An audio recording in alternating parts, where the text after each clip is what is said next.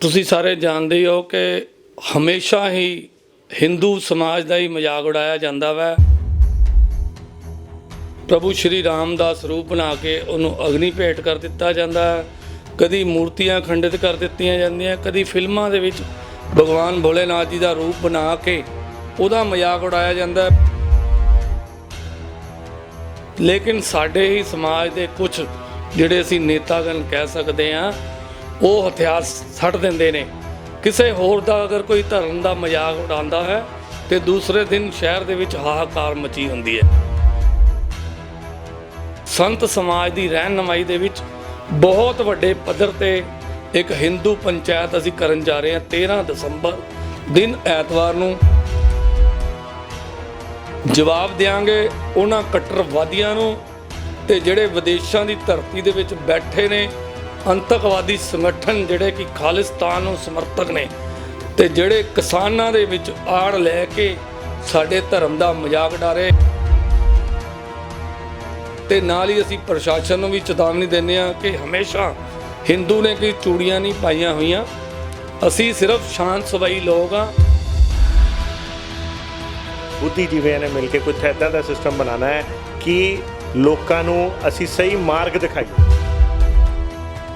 ਤੇ ਜਿਹਦੇ ਵਿੱਚ ਕੋਈ ਵੀ ਧਾਰਮਿਕ ਫਿਲਮ ਬਣਦੀ ਹੈ ਪਹਿਲਾਂ ਸਾਡੇ ਸੈਂਸਰ ਬੋਰਡ ਤੋਂ ਸਾਡੇ ਕੋਲੋਂ ਹਿੰਦੂਆਂ ਕੋਲੋਂ ਪਾਸ ਕਰਾਈ ਜਾਵੇ। ਅਸੀਂ ਸੰਤ ਸਮਾਜ ਦੀ ਰਹਿਨੁਮਾਈ ਦੇ ਵਿੱਚ ਇੱਕ ਸੈਂਸਰ ਬੋਰਡ ਦੀ ਮੰਗ ਕਰ ਰਹੇ ਹਾਂ। ਪਿੱਛੇ ਜੀ ਗੁਰੂ ਗ੍ਰੰਥ ਸਾਹਿਬ ਜੀ ਦੀ ਬੇਅਦਬੀ ਹੋਈ ਤੇ ਸ਼ਹਿਰ ਦੇ ਵਿੱਚ ਨਹੀਂ ਪੂਰੇ ਪੰਜਾਬ ਦੇ ਵਿੱਚ ਹਾਹਾਕਾਰ ਮਚੀ, ਅਸੀਂ ਵੀ ਉਸ ਚੀਜ਼ ਦਾ ਵਿਰੋਧ ਕੀਤਾ। ਹਰ ਧਰਮ ਦੇ ਜਿਹੜੇ ਗੁਰੂਆਂ ਦਾ ਉਹਨਾਂ ਦਾ ਫੋਟੋ ਲਗਾਈ ਹੈ ਤੇ ਇਹ ਜਦ ਕਿ ਨਾਮ ਤੁਸੀਂ ਹਿੰਦੂ ਪੰਚਾਇਤ ਰੱਖਿਆ, ਇਹ ਦੋ ਤਰੀਕੇ ਦੀ ਮਤਲਬ ਇਹ ਕਨਫਿਊਜ਼ਨ ਕਿਉਂ? ਯੋਗਰਾਜ ਸਿੰਘ ਜਿਹੜੇ ਪੰਜਾਬੀ ਹੀਰੋ ਨੇ, ਕਲਾਕਾਰ ਨੇ ਫਿਲਮਾਂ ਦੇ, ਬੜੇ ਅਫਸੋਸ ਨਾਲ ਮੈਨੂੰ ਕਹਿਣਾ ਪੈ ਰਿਹਾ ਉਹਨਾਂ ਨੇ ਹਿੰਦੂਆਂ ਦੀਆਂ ਧੀਆਂ ਭੈਣਾਂ ਨੂੰ ਗਲਤ ਸ਼ਬਦਾਵਲੀ ਯੂਜ਼ ਕੀਤੀ। ਅਸੀਂ ਹਰ ਧਰਮ ਦਾ ਸਤਿਕਾਰ ਕਰਦੇ, ਇਹਨਾਂ ਨੂੰ ਸੋਚਣਾ ਸਮਝਣਾ ਚਾਹੀਦਾ ਕਿਉਂਕਿ ਸਾਰੇ ਅਸੀਂ ਇੱਕ ਹਾਂ। ਲੇਕਿਨ ਅਸੀਂ ਨਹੀਂ ਚਾਹੁੰਦੇ ਵੀ ਅਸੀਂ ਕਿਸੇ ਧਰਮ ਦਾ ਮਜ਼ਾਕ ਉਡਾਈਏ। ਇਸ ਚੀਜ਼ ਨੂੰ ਲੈ ਕੇ ਉਸ ਦਿਨ ਜਿਹੜਾ ਅਸੀਂ ਹਿੰਦੂ ਪੰਚਾਇਤ ਕਰਨ ਜਾ ਰਹੇ ਹਾਂ ਉਹਦੇ ਵਿੱਚ ਇਹ ਸਾਰੀਆਂ ਰਣਨੀਤੀਆਂ ਨੂੰ ਅਸੀਂ ਅਗਲੀ ਰਣਨੀਤੀ ਤੈਅ ਕਰਾਂਗੇ। ਚਾਹੇ ਹਿੰਦੂਆਂ ਚਾਹੇ ਸਿੱਖ ਭਾਈਚਾਰਾ ਵਾ, ਸਾਡਾ ਕਿਸੇ ਨਾਲ ਕੋਈ ਵੈਰ ਭਾਵ ਨਹੀਂ ਹੈ। ਲੇਕਿਨ ਸਾਨੂੰ ਬੜਾ ਅਫਸੋਸ ਹੈ ਕਿ ਜਿਹੜੇ ਵਿਦੇਸ਼ਾਂ ਦੇ ਵਿੱਚ ਬੈਠੇ ਸ਼ਰਾਰਤੀ ਲੋਕ ਜਿਹੜੇ ਇਹਨਾਂ ਨੂੰ ਸਮਰਥਕ ਕਰਦੇ ਨੇ, ਇਹਨਾਂ ਨੂੰ ਫੰਡ ਭੇਜਦੇ ਨੇ, ਉਹ ਲੁਧਿਆਣੇ ਦਾ ਨਹੀਂ ਪੰਜਾਬ ਦਾ ਮਾਹੌਲ ਖਰਾਬ ਕਰ ਰਹੇ ਨੇ। जन हितैषी देख रहे दर्शकों का स्वागत है जन जन की बात जन हितैषी के साथ। दोस्तों, पंजाब की गल कर रहे हैं, किसानी मुद्दे की गल कर रहे हैं तो किसानी मुद्दा जिहड़ा कि बहुत ही ज़्यादा इस टाइम कह लो भखिया होया है। किसान जिहड़े जथेबंदियां सेंटर की सरकार नाल लोहा लै रही हैं दिल्ली बॉर्डर ते बैठ के, ਸਿੰਘੂ बॉर्डर ते बैठ के, पर किसान जिथे कि एक लोहा लै रहे हैं ਉਹਦੇ ਵਿੱਚ कुछ ना कुछ ਅਸੀਂ देखते हैं किसानी ਜਿਹੜੇ ਜਥੇਬੰਦੀਆਂ किसानी संघर्ष ਦਾ ਆੜ ਲੈ ਕੇ ਲੋਕ ਜਿਹੜੇ ਹੈਗੇ ਕੁਝ ਸ਼ਰਾਰਤੀ ਤੱਤਵ ਕਹਿ ਲਓ ਜਾਂ ਕੋਈ ਹੋਰ ਲੋਕ ਹੈਗੇ ਆ, ਤਾਕਤਾਂ ਜਿਹੜੀਆਂ ਹੈਗੀਆਂ ਉਹ ਇਸ ਪ੍ਰਯੋਜਨ ਨੂੰ ਜਿਹੜਾ ਕਹਿ ਲਓ ਡਿਸਟਰਬ ਕਰਨ ਲਈ ਜਾਂ ਆਪਸੀ ਜਿਹੜੇ ਹੈਗੇ ਲੋਕਾਂ ਦੇ ਵਿੱਚ ਮਤਭੇਦ ਕ੍ਰੀਏਟ ਕਰਨ ਲਈ ਉਹ ਕਿਸਾਨੀ ਆੜ ਦੇ ਵਿੱਚ, ਕਿਸਾਨੀ ਸੰਘਰਸ਼ ਦੇ ਉੱਥੇ ਪਲੇਟਫਾਰਮ 'ਤੇ ਜਾ ਕੇ ਉਸ ਆੜ ਦੇ ਵਿੱਚ ਕੁਛ ਨਾ ਕੁਛ ਦੂਸਰੇ ਧਰਮਾਂ 'ਤੇ ਕਟਾਕਸ਼ ਕਰਨੇ ਸ਼ੁਰੂ ਹੋ ਗਏ ਹੈ, ਜਿਸ ਕਰਕੇ ਜਿਹੜੇ ਲੋਕ ਆਪਸ 'ਚ ਜਿਹੜੇ ਪੰਜਾਬ ਦੇ ਜਿਹੜੇ ਲੋਕ ਹੈਗੇ ਆਪਸ 'ਚ ਰਹਿੰਦੇ ਆ, ਜਿਹੜੇ ਮਿਲ ਜੁਲ ਕੇ ਵਿਚਰਦੇ ਇੰਨੇ ਸਾਲਾਂ ਤੋਂ, ਉਹਨਾਂ 'ਚ ਵੀ ਜਿਹੜੀ ਧਾਰਮਿਕ ਭਾਵਨਾਵਾਂ ਉਹ ਆਹਤ ਹੋਣ ਲੱਗ ਪਈਆਂ।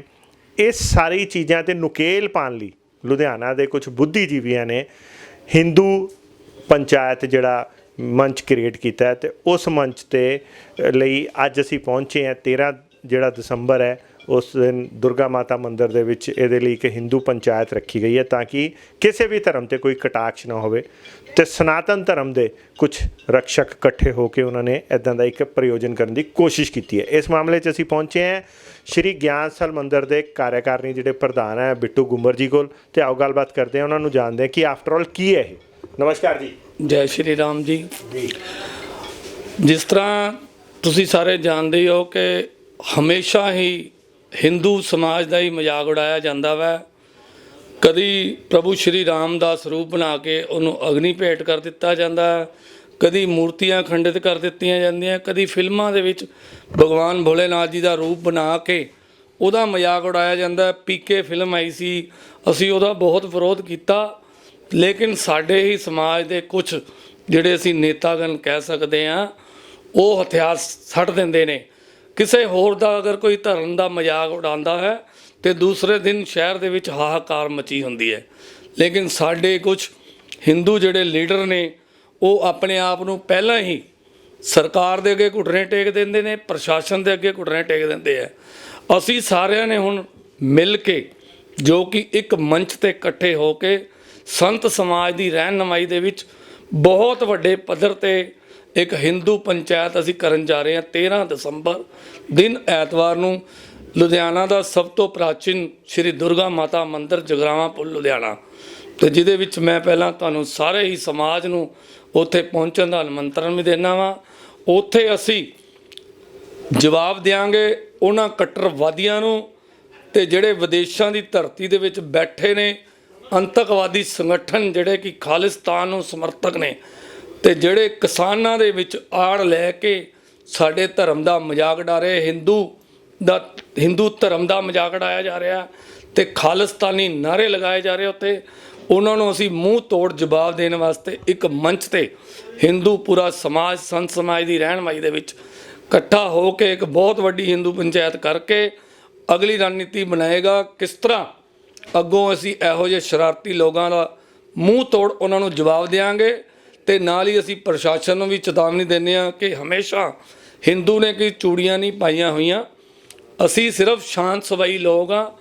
ਹਮੇਸ਼ਾ ਅਸੀਂ ਕਹਿੰਦੇ ਹਾਂ ਸ਼ਾਂਤ ਸੁਭਾਅ ਨਾਲ ਵਾਰਤਾਲਾਪ ਕਰਕੇ ਅਸੀਂ ਇੱਕ ਮੰਚ ਤੇ ਬੈਠ ਕੇ ਵੀ ਅਸੀਂ ਇਸ ਮਸਲੇ ਨੂੰ ਸੁਲਝਾ ਲਈਏ, ਲੇਕਿਨ ਹਿੰਦੂਆਂ ਨੇ ਚੂੜੀਆਂ ਨਹੀਂ ਪਾਈਆਂ।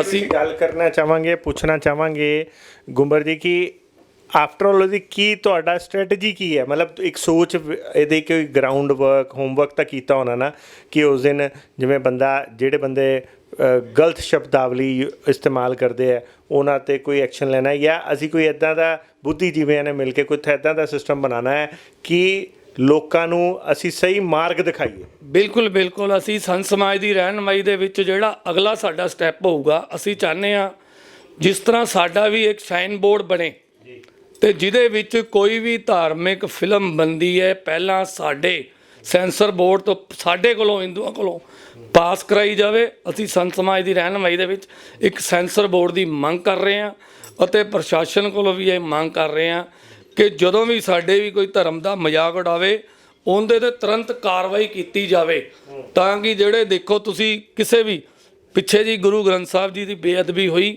ਤੇ ਸ਼ਹਿਰ ਦੇ ਵਿੱਚ ਨਹੀਂ ਪੂਰੇ ਪੰਜਾਬ ਦੇ ਵਿੱਚ ਹਾਹਾਕਾਰ ਮਚੀ। ਅਸੀਂ ਵੀ ਉਸ ਚੀਜ਼ ਦਾ ਵਿਰੋਧ ਕੀਤਾ।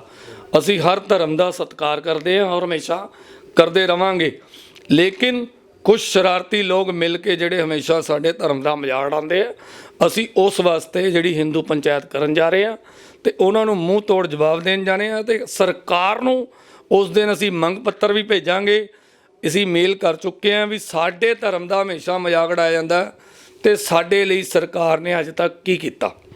ਤੇ ਇਹਦੇ ਵਿੱਚ ਜਿਵੇਂ ਤੁਸੀਂ ਕਹਿ ਰਹੇ ਹੋ ਸੰਤ ਸਮਾਜ ਦੀ ਰਹਿਨੁਮਾਈ ਦੇ ਵਿੱਚ ਅਸੀਂ ਤੁਹਾਡਾ ਇਨਵੀਟੇਸ਼ਨ ਕਾਰਡ ਵੀ ਦੇਖਿਆ, ਉਹਦੇ ਵਿੱਚ ਤੁਸੀਂ ਹਰ ਧਰਮ ਦੇ ਜਿਹੜੇ ਗੁਰੂਆਂ ਦਾ ਉਹਨਾਂ ਦਾ ਫੋਟੋ ਲਗਾਈ ਹੈ, ਤੇ ਇਹ ਜਦ ਕਿ ਨਾਮ ਤੁਸੀਂ ਹਿੰਦੂ ਪੰਚਾਇਤ ਰੱਖਿਆ, ਇਹ ਦੋ ਤਰੀਕੇ ਦੀ ਮਤਲਬ ਇਹ ਕਨਫਿਊਜ਼ਨ ਕਿਉਂ?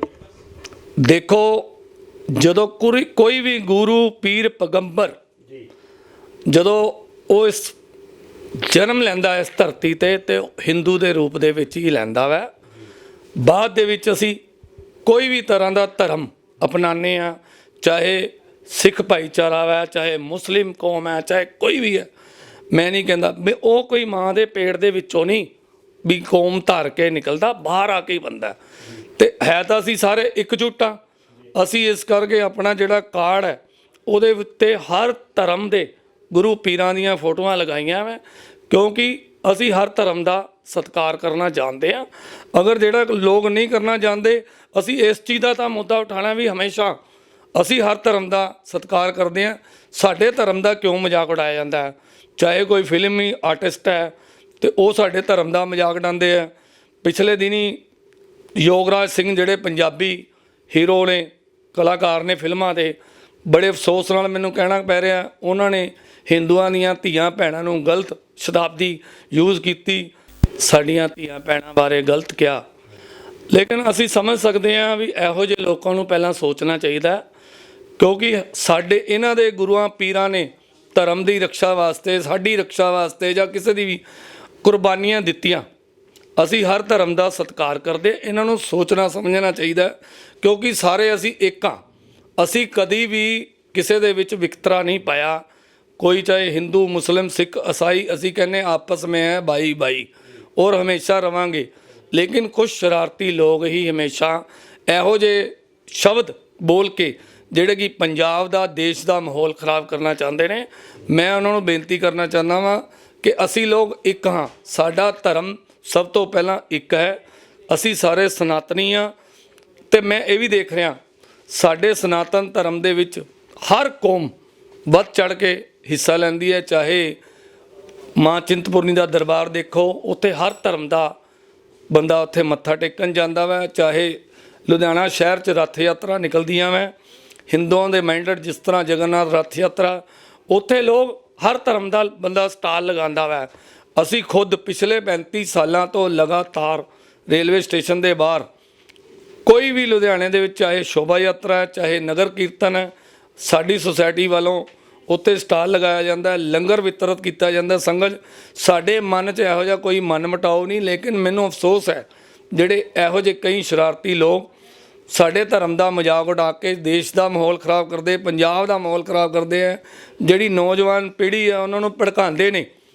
ਲੇਕਿਨ ਅਸੀਂ ਨਹੀਂ ਚਾਹੁੰਦੇ ਵੀ ਅਸੀਂ ਕਿਸੇ ਧਰਮ ਦਾ ਮਜ਼ਾਕ ਉਡਾਈਏ। ਇਸ ਚੀਜ਼ ਨੂੰ ਲੈ ਕੇ ਉਸ ਦਿਨ ਜਿਹੜਾ ਅਸੀਂ ਹਿੰਦੂ ਪੰਚਾਇਤ ਕਰਨ ਜਾ ਰਹੇ ਹਾਂ, ਉਹਦੇ ਵਿੱਚ ਇਹ ਸਾਰੀਆਂ ਰਣਨੀਤੀਆਂ ਨੂੰ ਅਸੀਂ ਅਗਲੀ ਰਣਨੀਤੀ ਤੈਅ ਕਰਾਂਗੇ।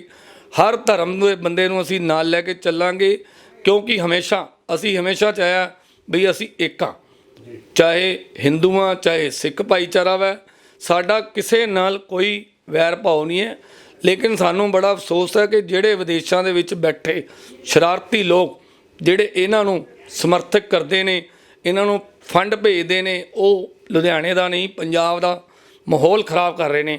ਸਰਕਾਰ ਨੂੰ ਵੀ ਮੈਂ ਅਪੀਲ ਕਰਦਾ ਵਾਂ ਕਿ ਜਿਹੜੇ ਇਹੋ ਜਿਹੇ ਸ਼ਰਾਰਤੀ ਲੋਕ ਹੈ ਉਹਨਾਂ 'ਤੇ ਨਕੇਲ ਕੱਸੀ ਜਾਏ।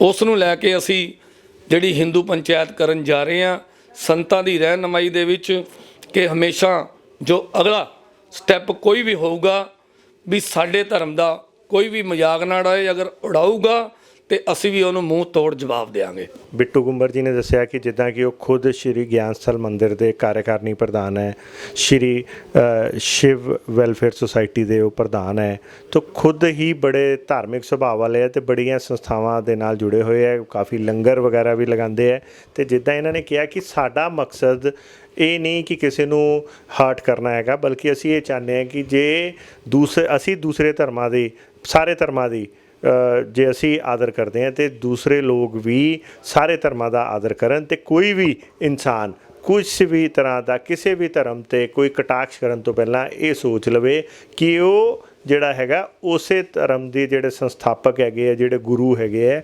ਕਿਸੇ ਵੀ ਧਰਮ ਦੇ ਗੁਰੂ ਨੇ ਇਹ ਨਹੀਂ ਕਿਹਾ ਕਿ ਆਪਾਂ ਕਿਸੇ ਵੀ ਧਰਮ ਨੂੰ ਉੱਚਾ ਨੀਵਾਂ ਕਹੀਏ।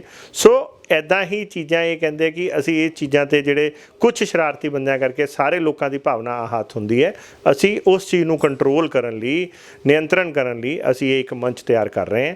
ਇੱਦਾਂ ਹੀ ਤੁਹਾਨੂੰ ਹੋਰ ਵੀ ਚੀਜ਼ਾਂ ਨਾਲ ਜਾਣੂ ਕਰਾਉਂਦੇ ਰਹਾਂਗੇ। ਦੇਖਦੇ ਰਹੋ, ਬਨੇ ਰਹੋ ਜਨ ਹਿਤੈਸ਼ੀ। ਧੰਨਵਾਦ।